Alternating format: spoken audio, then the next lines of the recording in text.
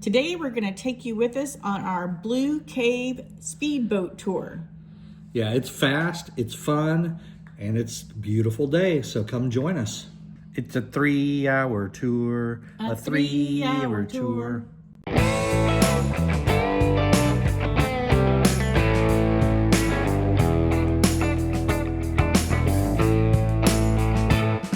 Hi, I'm Greg.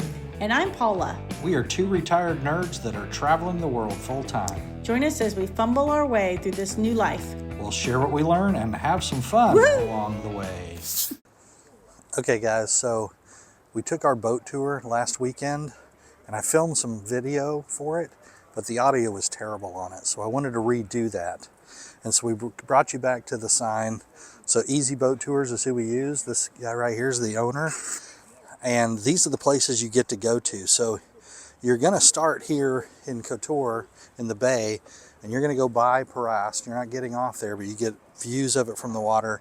You're going to go to Lady of the Lake. The Lady of the Lake, her arm clad. Now we return you to our regular scheduled program Of the rock, and you're going to get off for a few minutes there, wander around, check it out, check out the island, take more pictures, and then you're going to head out past Porto Montenegro, which is, you know, shipbuilding, and it's a beautiful area with some giant yachts and things. Then one of my favorite things was the submarine tunnel. You get to go inside of that and check it out.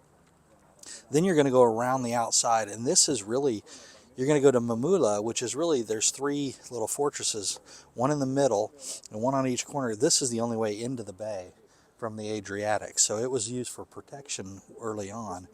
And then you're going to eventually make it to the Blue Cave, and that's out off the Adriatic itself, and it's fabulous. So that's the tour. Hopefully you have beautiful days like we did.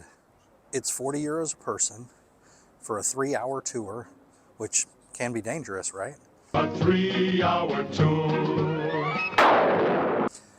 And some people have said that that's a little too pricey for what is really just a long boat ride. But we disagree because we really enjoyed it. I mean, spoiler alert, we loved it. We had a great time. The weather was beautiful. And I think we had a captain, Nikolai, who was very informative. He told us lots of information about different places we went to, and that makes all the difference to me. So I would say if you're thinking about it, just go for it. I mean, it is a long time in the boat on the water, but I love the views that you got from being out there that you can't get anywhere else. So we think 2 thumbs up, give it a go. Just so you know, they have these tours at 9, noon, and 3. And noon worked for us because we were there in the off season and that's when it was warmest. The first thing we slowed down to see was the cute little town of Perast. It's an UNESCO World Heritage Site listed as a Baroque town. It's called the City of Stone because everything there is made of stone. And it was once a very wealthy town in the Venetian era, so much so that there are 17 different churches in this tiny little town. It was also the naval center because of its location. It's in a very strategic spot. In another video, we actually go visit Perast, so we'll give you a lot more details then. This is St. George's Island. It's a private island, but natural. Houses a 12th century Benedictine monastery, and it has an old graveyard. Now this one's not open to the public because it's a quiet, peaceful place for the monks, I guess, except for all the boats flying by. It's a beautiful island that you can see on your way to Lady of the Rock. So Lady of the Rocks is a man-made island, and the story goes in 1452 they discovered an icon of the Virgin Mary, and so the sailors created this tradition where every time they returned from a successful voyage they'd throw a rock into the water right here, and over time that built this island. Now on the island you've got this church. You can go visit the church. It was built in 1630, remodeled in 1722. It's about 5 euros to get in. There's a little small museum in there too. Also, if all you wanted to see is Lady of the Rocks, then you can take an 1.5-hour tour from Kotor. They'll bring you to the island. You get to spend some time on the island and then just return home. Or you can just catch a boat from Perast across. It's real inexpensive to go out and visit the island for a few minutes and come back.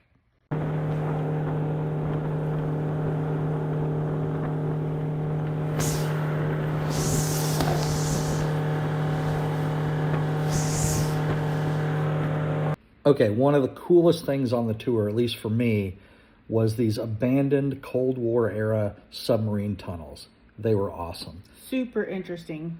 Yeah, they were built by the Yugoslav Navy to hide their submarines and small warships from enemy aerial surveillance.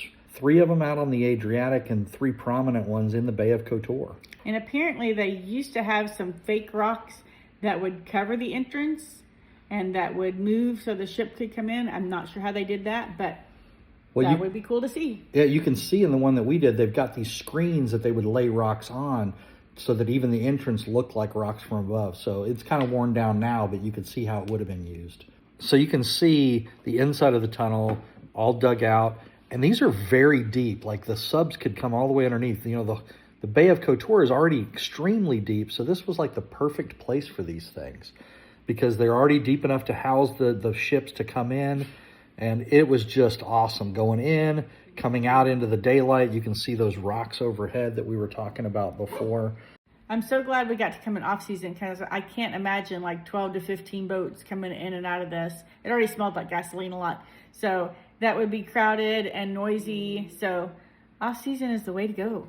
But definitely a highlight of this tour for me.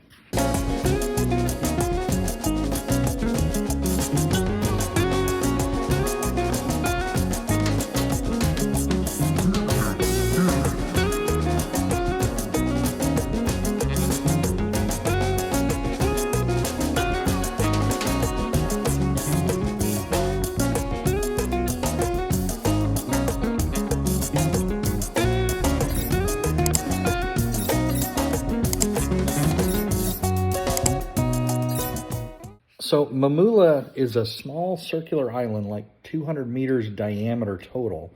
It's right there on the entrance to the Bay of Kotor from the Adriatic. And on it is this 19th century fortress that's a UNESCO World Heritage Site. It was originally built just as a strategic fort guarding this entrance. That included 2 other fortresses on either side of the mainland. Right. But then it was turned into a prison. So it's kind of like the, Kotor version of Alcatraz, which is really cool. I'd love to say that you could get off the boat and go see the prison. But instead of turning it into a museum like Alcatraz, they turned it into a luxury resort.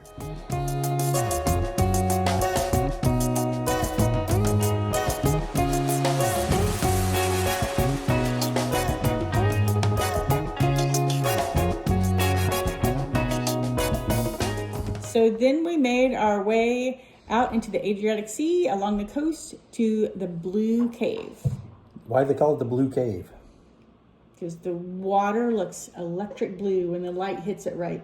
Usually late morning, early afternoon, the light will hit it at a really good angle and it turns this really nice blue. A little bit better in the summer than the off season because, where the sun is located.